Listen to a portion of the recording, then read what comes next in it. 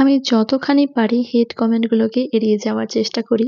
তবে কিছু, কিছু সময় হেট কমেন্টগুলো আমাকে ছাপিয়ে গিয়ে আমার পরিবারের ওপরে আছড়ে পড়ে।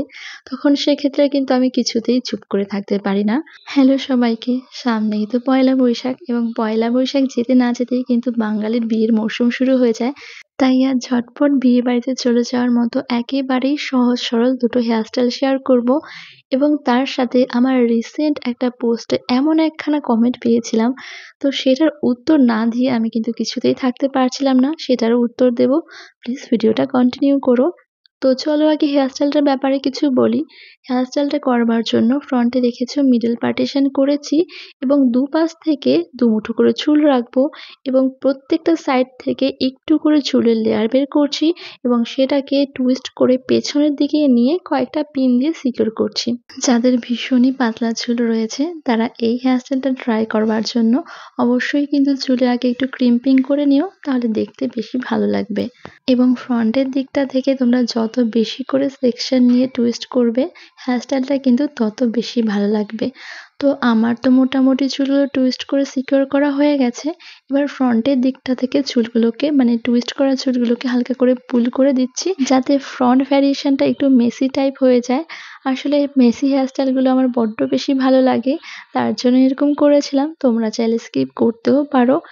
এবারে বাদবাকি পুরো চুলটাকে একটা রাবার ব্যান্ড দিয়ে প্রথমে পনিটেল করেছি, তারপরে পুরো চুলটাকে একটা নর্মাল বিনুনি করে নিচ্ছি এবং বিনুনি করা হয়ে গেলে একদম নিচ থেকে পুরো চুলটাকে গুটিয়ে গুটিয়ে নিয়ে মানে রোল মতো করে নিয়ে একবারে রুট বরাবর বেশ কয়েকটা ববি পিন দিয়ে সুন্দরভাবে সিকিউর করে দিতে হবে। তো হেয়ারস্টাইলটা কিন্তু মোটামুটি ডিটেলসে তোমাদের সাথে আলোচনা করা হয়ে গেছে। আশা করছি তোমরা সেটা বুঝতেও পেরেছো। আচ্ছা, তো চলো এবারে ক্যাপশনের বিষয়বস্তু নিয়ে একটু আলোচনা করা যাক। তোমাদের মনে আছে খুব রিসেন্ট আমি বাগান বিলাস ফুল দিয়ে একটা হেয়ারস্টাইল শেয়ার করেছিলাম। তো সেখানে আমাকে একজনা কমেন্ট করেছিল যে কোনো ভদ্র বাড়ির মেয়ে বউরা এই ধরনের অসভ্যের মতো ভিডিও করে না। সত্যি বলছি, প্রথম দিকটায় না আমি কিছুতেই বুঝে উঠতে পারলাম না যে কেন উনি আমাকে ইভেন আমার পরিবার টেনে এরকম ধরনের মন্তব্য করলেন। আমি না অনেকক্ষণ ধরে ভাবলাম যে ভিডিওতে আমি কি এমন অঙ্গভঙ্গি দেখালাম বা কি এমন আচরণ করলাম যার জন্য উনি আমাকে এত বড় একটা মন্তব্য করলেন। তো অনেকক্ষণ ভাববার পরে আমি বুঝতে পারলাম হয়তো উনি আমার ব্লাউজ নিয়ে মিন করে আমাকে এই কথাটা বলেছে, কারণ আমি তো বেশিরভাগ সময় ডিপ নেকের ব্লাউজ পরি। তো তার জন্য হয়তো এই কথাটা উনি আমাকে বলেছেন। তো দিদি ভাই, আপনাকে একটা কথা বলছি, কখনো সময় করে আপনার ঠাকুমা অথবা দিদিমাকে জিজ্ঞাসা করে দেখবেন, ওনাদের সময়ে কিন্তু কেউ ব্লাউজই পরতো না। তাহলে সেই সময়ের মহিলারা কি সবাই অসভ্য অভদ্র ছিল? নয়তো না। তো সবসময় পোশাক দিয়ে মানুষকে বিচার করতে আসবেন না। আপনাকে আজকে একটা কথা বলে রাখি, আমি এরকম বহু মেয়েদের চিনি বা দেখেছি যারা ওয়েস্টার্ন ড্রেস, শর্ট ড্রেস এসব পরতে ভালোবাসে বা পরে, এদিকে আবার বাড়িতেও সুন্দর শ্বশুর শাশুড়ি স্বামী সন্তান সবকিছু নিয়ে গুছিয়ে সংসার করে।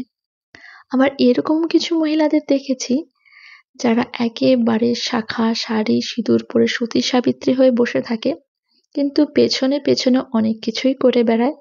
তো সেসব দিকে আর যাচ্ছি না।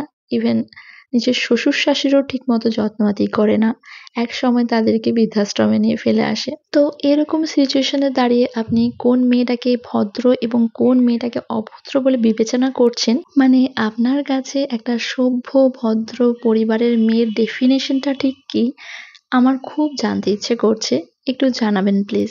যাই হোক, এই বিষয়ে আর কথা না বাড়িয়ে চলো সেকেন্ড হেয়ারস্টাইলটা নিয়ে কিছু বলি। এই হেয়ারস্টাইলটাও একেবারে সিম্পলের মধ্যে রেখেছিলাম এবং আজ আবার ভিডিওতে যেমনটা তোমরা দেখতে পাচ্ছ সোনাই অনেক হেল্প করেছিল। তো এই হেয়ারস্টাইলটা করবার জন্য আমি বেসিক্যালি প্রথমে একটু বিনুনি করে নিয়েছিলাম এবং বিনুনিটাকে শুরু একটা রাবার ব্যান্ড দিয়ে ভালো করে সিকিউর করে নিয়ে বাকি যে চুলটুকু ছিল সেটা দিয়ে একটা নর্মাল হাত খোপা করলাম এবং খোপাটাকে আবার একটা সরু রাবার ব্যান্ড দিয়ে সিকিউর করে খোপাটার উপরের দিককার চুলগুলোকে আলতো করে টেনে পুরো খোপাটার কভার করে দিয়েছি যাতে রাবার ব্যান্ডটা দেখা না যায়। এরপরে গোল্ডেন এই নেট বানটা দিয়ে পুরো খোপাটাকে কভার করেছিলাম।